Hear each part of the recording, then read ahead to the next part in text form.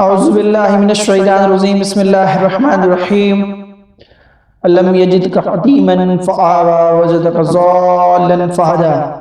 محمد کیا ایسا نہیں ہے کہ اس نے تم کو یتیم پایا تو ٹھکانہ عطا فرمایا، اور راہ حق سے بے خبر پایا تو سیدھا راستہ دکھایا؟ بے شک ایسا ہی ہے۔ ماں باپ کی آنکھیں بند ہوئی تو محمد اللہ کی رحمتوں سے محروم نہ ہو گئے۔ یہ اسی کا فضل و کرم تھا کہ آپ کو ایسے دادا ملے جو آپ پر ماں باپ کی طرح مہربان تھے، پھر ایسے چچا ملے جنہوں نے کبھی یتیمی کا احساس نہ ہونے دیا۔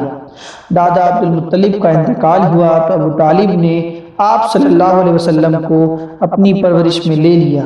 یہ عبد المطلب کے بیٹے تھے اور اسی ماں سے تھے جس ماں سے آپ کے والد عبداللہ تھے، اس طرح یہ آپ کے بالکل سگے چچا تھے۔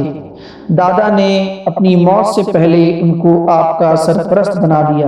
وصیت کر گئے محمد کا ہر طرح سے خیال رکھنا، کوئی کسر نہ اٹھا رکھنا۔ عبد المطلب کے کئی بیویاں تھیں، ان بیویوں سے 10 بیٹے تھے۔ ابو طالب نہ تو بھائیوں میں سب سے بڑے تھے نہ سب سے زیادہ مالدار، البتہ سب سے زیادہ باہمت تھے، شرافت میں بھی سب سے بڑھ کر تھے، طبیعت کے بھی بہت نیک تھے۔ پھر آپ صلی اللہ علیہ وسلم کے والد عبداللہ اور وہ بالکل سگے تھے۔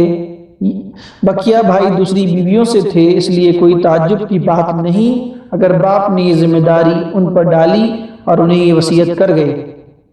عبد المطلب کی طرح ابو طالب بھی محمد کو بہت مانتے، ہمیشہ کلیجے سے لگا کے رکھتے، سوتے تو ساتھ لے کر سوتے، کہیں جاتے تو ساتھ لے کر جاتے۔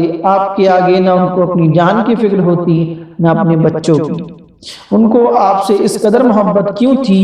آپ دن رات ان کی نگاہوں کے سامنے رہتے، وہ دیکھ رہے تھے آپ کے اندر سچائی اور ایمانداری ہے، شرافت اور پاک بازی ہے، ایک ایک بات میں بے مثال ذہانت اور فطانت ہے، ایک ایک چیز سعادت مندی اور خوشبختی کا پتہ دیتی ہے۔ چچا کی سرپرستی میں 4 سال گزر گئے، جسم پروان چڑھتا رہا، عقل کا دائرہ وسیع ہوتا رہا اور فطری صلاحیتیں ابھرتی رہی۔ 12 سال کے ہوئے تو جسم میں کافی مضبوطی اور توانائی آ چکی تھی، عقل میں غیر معمولی گہرائی تھی، ذہانت بلا کی تھی، روح میں بے پناہ عظمت و بلندی تھی، وسعت و ہمگیری تھی، احساس و شعور سے بھرپور تھی۔ ابھی آپ کی عمر ہی کیا تھی؟ مسیح بھی نہیں بھینگی تھی، لیکن سر پر اقبال مندی کا ستارہ چمک رہا تھا۔ آپ میں غیر معمولی صلاحیتیں جھلک رہی تھی اور عجیب و غریب کمالات ظاہر ہو رہے تھے۔ ابو طالب دیکھ دیکھ کر سخت حیران تھے، حیرت سے انگشت بدندا تھے۔ آپ ان کے نزدیک آپ کا شمار نوآموز بچوں میں نہ تھا بلکہ سوجھ بوجھ رکھنے والے بڑے بزرگوں میں تھا۔ پوری بے تکلفی سے ہر طرح کے مسائل پر آپ سے تبادلہ خیال کرتے، جیسے کوئی شخص اپنے کسی برابر کے ساتھی سے کرے۔ اسی زمانے میں جبکہ آپ کی عمر تقریباً 12 سال تھی، ابو طالب نے شام کے تجارتی سفر پر جانے کا ارادہ کیا۔ سفر دور دراز کا تھا اور راستہ دشوار، اس لیے آپ کو ساتھ لے جانے کا خیال نہ تھا، لیکن وہ چلنے لگے تو آپ لپٹ گئے۔ ابو طالب نے سوچا سفر دشوار تو ہے مگر بھتیجا ہوشیار ہے، یہ سوچ کر بخوشی ساتھ لے جانے پر تیار ہو گئے۔ تجارتی قافلہ روانہ ہو گیا۔ قافلہ میں آپ بھی تھے۔ راستے میں جو کچھ دیکھتے اس پر غور کرتے، جو کچھ سنتے اس پر سوچ بچار کرتے اور سب کچھ ذہن میں محفوظ کرتے جاتے۔ قافلہ مختلف علاقوں سے گزرا، بہت سے شہروں میں ٹھہرا، بالآخر شام کی سرزمین میں پہنچ گیا اور وہاں کے ایک مشہور شہر بصرہ میں پڑاؤ ڈال دیا۔ بصرہ میں بخیر نامی ایک راہب تھا، اس کے گرجا گھر کے پاس ہی ایک سایہ دار جگہ تھی۔ قریش تاجر جب بھی بصرہ پہنچتے وہیں پر ٹھہر کر کچھ دیر آرام کرتے، پھر آڑتیوں اور بیپاریوں سے ملتے۔ یہ قافلہ بھی اسی جگہ آ کر ٹھہرا اور ہر شخص اپنے اپنے کاموں میں مصروف ہو گیا۔ کوئی زیادہ تھکا ہوا تھا، وہ آرام کرنے لگا، کوئی بھوک سے بے تاب تھا، وہ دسترخوان پھیلا کر بیٹھ گیا، اور کوئی اپنا تجارتی سامان ٹھیک کرنے لگا کہ جلدی سے اسے ٹھکانے لگائے۔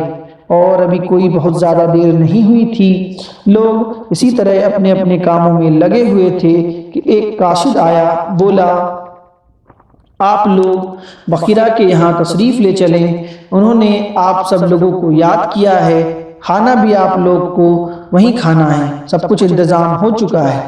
لوگ حیرت سے ایک دوسرے کا منہ تکنے لگے، نگاہیں گویا ایک دوسرے سے پوچھ رہی تھی، وہ یہاں کئی بار آئے، ٹھہرے اور چلے گئے، ان بخیرہ نے کبھی نہیں پوچھا آج وہ کیوں اتنا مہربان ہو گیا۔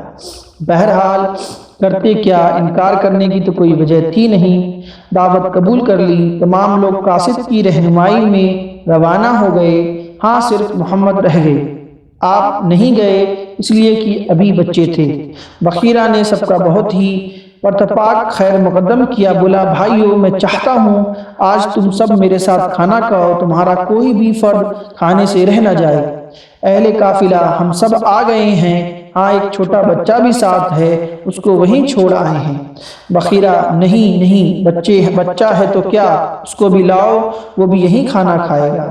ان کی حیرانی اور بڑھ گئی کہ ایک تو خلاف معمولی دعوت کی، پھر یہ بھی اصرار کی کوئی نہ رہ نہ جائے۔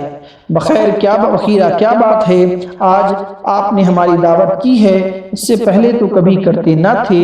انہوں نے بڑے تعجب سے سوال کیا، آپ لوگ دور کے مسافر ہیں، آپ لوگ دور کے مسافر ہیں، ہمارے پڑوس میں آ کر ٹھہرے ہیں، ہم پر آپ کا حق ہے، ہمیں اس کا خیال کرنا ہی چاہیے۔ میں نے چاہا آپ لوگوں کی کچھ خاطر ہو جائے، اور کیا بات ہو سکتی ہے؟ بخیرہ نے ٹالنے کی کوشش کی، بخدا کوئی بات ہے ضرور، محض اتنی بات تو نہیں ہو سکتی۔ اہل قافلہ کی الجھن بدستور قائم رہی۔ قاصد ابو طالب کے ڈیرے پر گیا، محمد کو ساتھ لے کر آیا۔ بخیرہ اور تمام اہل قافلہ بیٹھے آپ کا انتظار کر رہے تھے۔ بخیرہ کی نظریں محمد پر پڑی تو جم کر رہ گئیں، وہ ٹکٹکی لگائے آپ کو دیکھتا ہی رہا۔ سب نے کھانا کھایا، کھانا کھا کر وہ ادھر ادھر پھیل گئے، کوئی تو چہل قدمی کر رہا تھا، کوئی گھوم پھر کر بخیرہ کا گرجا گھر دیکھ رہا تھا۔ ایسے میں بخیرہ آپ کے پاس آیا اور بولا، بیٹے، تمہیں لات و عزا کی قسم جو کچھ پوچھوں صحیح صحیح بتلا دینا۔ لات و عزا کی قسم نہ دیجیے، محمد نے فوراً لقمہ دیا۔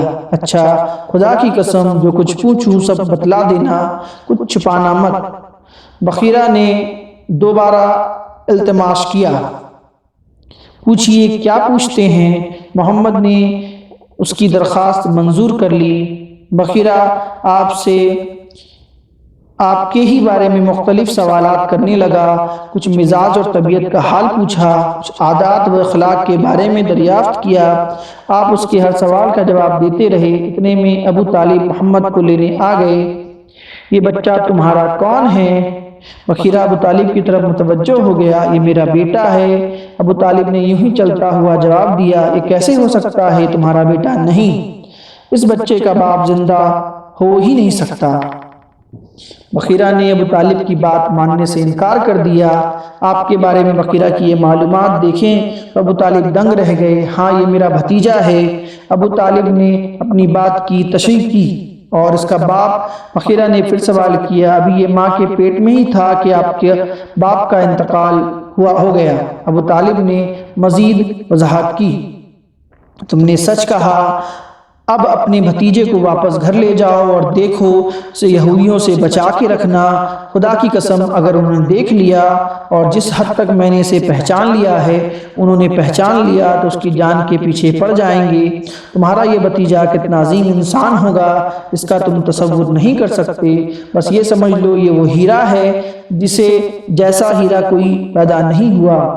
بخیرہ ایک ہی سانس میں یہ ساری باتیں کہہ گیا، بالکل ایسا لگ رہا تھا جیسے وہ بائبل کا کوئی صفحہ سنا رہا ہو، یا محمد کی پیشانی پر لکھا ہوا کوئی نسخہ تقدیر پڑھ رہا ہو۔ پھر وہ واپس ہو گیا، چہرہ خوشی اور اطمینان سے چمک رہا تھا، اور زیر لب یہ کہتا جا رہا تھا، میرا اندازہ بالکل صحیح نکلا۔